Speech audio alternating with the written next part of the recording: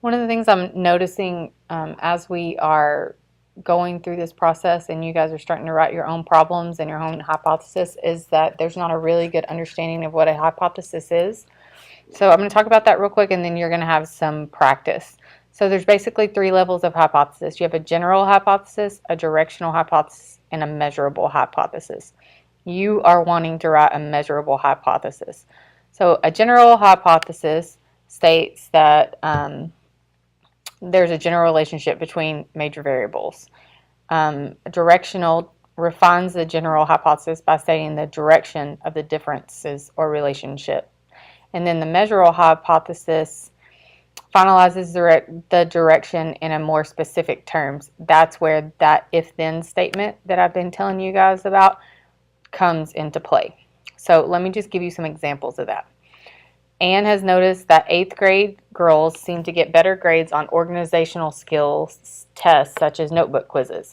So Anne writes a general hypothesis. This is the lowest level of hypothesis. Boys and girls receive different grades on organizational skills test. Then you move to the directional hypothesis. Girls get better grades than boys on tests of organizational abilities.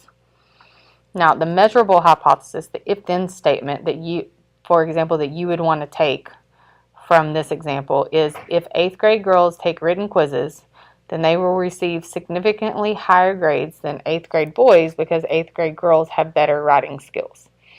So you have your if, and then you have your then, and then you have your because. So you need to make sure that your hypothesis that your group has come up with follows those steps. And then I'm going to give you some practice problems tonight.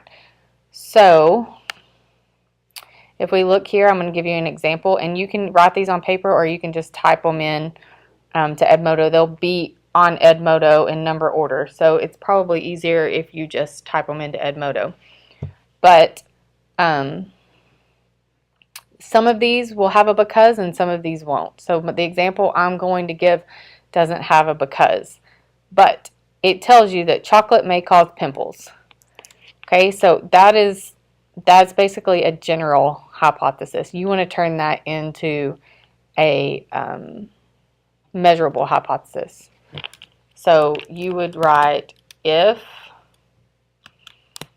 I eat chocolate, that's your if, then it may cause pimples. So that is how you would take this scenario and turn it into an if-then statement. And so I'm going to give you the rest of these, the next 7